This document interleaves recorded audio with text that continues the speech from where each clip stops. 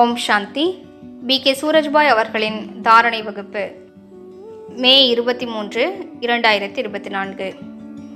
உடலுக்கு பல கஷ்டங்கள் வருகின்றன, நோய்களும் ஏற்படுகின்றன, அவ்வப்போது காயங்கள் ஏற்படுகின்றன, சில நடக்கக்கூடாத சம்பவங்கள் நடந்து விடுகின்றன.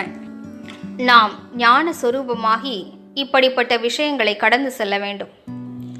அவ்வப்போது வலி ஏற்படுகிறது, சில நேரங்களில் துக்கம் வருகிறது. இரண்டும் வேறாகும். உடம்புக்கு நோய் வரும்போது வலி ஏற்படுகிறது, அதனை சிலர் வேதனையாக கூறுகிறார்கள். ஆனால் மனதிற்கும் சில நேரங்களில் வேதனை ஏற்படுகிறது. உறவுகளில் பிரச்சனைகள் இருக்கும்போது வேதனையாக இருக்கிறது. இப்படிப்பட்ட சூழ்நிலைகளில் நாம் ஆத்ம உணர்வின் பயிற்சியின் மீது கவனம் செலுத்துவோம். நமது ஆத்மஸ்வரூபத்தின் பயிற்சியானது நமக்கு வலியின் அனுபவத்தை உணரவிடாது. காயம் ஏற்பட்டாலும் மிக குறைந்த வலியே அனுபவமாகும். ஏனென்றால் ஆத்மாவின் சக்தியானது அந்த வலியை நிவாரணம் செய்ய துவங்கும். எனவே ஆன்மீக பார்வையை பயிற்சி செய்வது, சுயமரியாதை பயிற்சி செய்வது என்பது மிகப்பெரிய விஷயமாகும். ஆத்மாவாகிய நான் இந்த உடலிலிருந்து விலகியவனாவேன். இந்த விலகிய தன்மையை நன்றாக பயிற்சி செய்ய வேண்டும். நோய் ஏற்பட்டாலும் இந்த பயிற்சியை அதிகமாக மேற்கொள்ளுங்கள். நான் ஆத்மா ஆவேன், இந்த உடலுக்கு தலைவனாவேன். இதன் தாக்கம் என் மீது ஏற்பட முடியாது, எனது தாக்கம் இதன் மீது ஏற்படும்.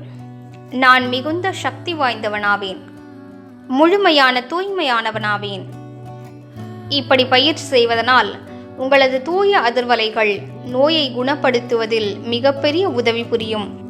இந்த பயிற்சியினை அனைவரும் மேற்கொள்ள வேண்டும். வாழ்க்கையில் துக்கமான சூழ்நிலைகள் அவசியம் வருகின்றன.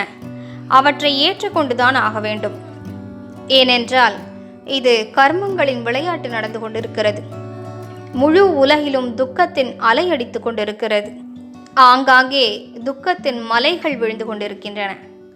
சில இடங்களில் போர்கள் நடந்து கொண்டிருக்கின்றன, சில இடங்களில் இயற்கை சீற்றங்கள் நடக்கின்றன.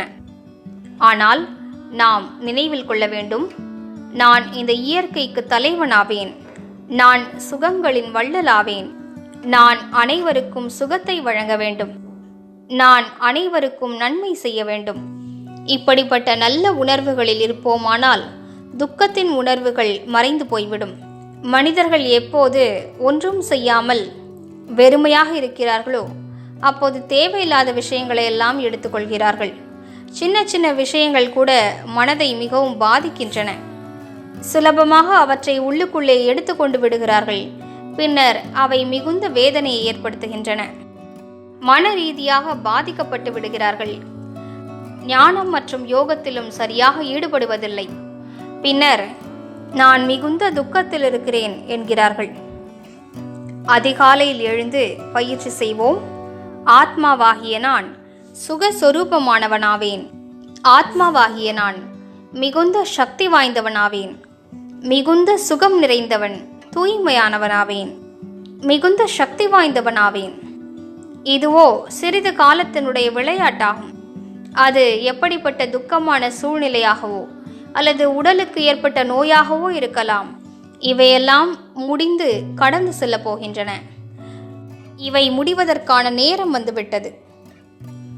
எனவே உலக உருண்டையின் மீது அமர்ந்து அனைவருக்கும் முழு நாளிலும் 2 நிமிடங்கள் அல்லது 3 நிமிடங்களுக்காக சக்தி வாய்ந்த அதிர்வலைகளை பரவச் செய்வோம். நான் சுகஸ்வரூபமான ஆத்மா ஆவேன். என் தலை மீது பாபா குடைநிழலாக இருக்கிறார். எனது சுகத்தின் அதிர்வலைகள் நாலா புறங்களிலும் பரவுகின்றன. இவ்வாறு செய்வோமானால் பிறருடைய துக்கங்களும் அழியும், நமது துக்கமும் அழிந்துவிடும். மிகுந்த உதவி கிடைக்கப்பெறும். கூடவே நமது யோக பலத்தையும் அதிகரித்து கொண்டே செல்வோம். ஏனென்றால் நமது யோக அக்னியில் கஷ்டங்களை ஏற்படுத்தக்கூடிய விகர்மங்கள் எரிந்து அழிந்துவிடும். அனைவரும் நன்றாக அறிந்து கொள்ள வேண்டும், நாம் விநாச காலத்திற்கு அருகாமையில் நெருங்கி கொண்டிருக்கிறோம். உண்மையில் நாம் விநாச காலத்தில் நுழைந்தே விட்டோம். பொதுவாக மக்கள் ஏதோ விநாசம் ஒரே இரவில் முடிவடைந்துவிடும் என்று நினைக்கிறார்கள். ஆனால் அவ்வாறு கிடையாது. எப்போது விநாச காலம் வருகிறதோ அப்போது ஆத்மாவிற்குள் இருக்கக்கூடிய விக்கர்மங்கள் விழித்து கொள்கின்றன. ஏனென்றால் அவை விடைபெறும் நேரம் அல்லவா? யோக அக்னியில் அவற்றை நாம் எரிந்து கொண்டே இருப்போமானால் அனைத்தும் சரியாகிவிடும். மேலும் நமது மனநிலை, புத்தி தெளிவாகிவிடும். நாம் சுகஸ்வரூபமாக ஆகிவிடுவோம். மேலும் ஆஹா டிராமா, ஆஹா பாபா ஆஹா என்று பாட்டு பாடிக்கொண்டே இருப்போம். ஓம் சாந்தி.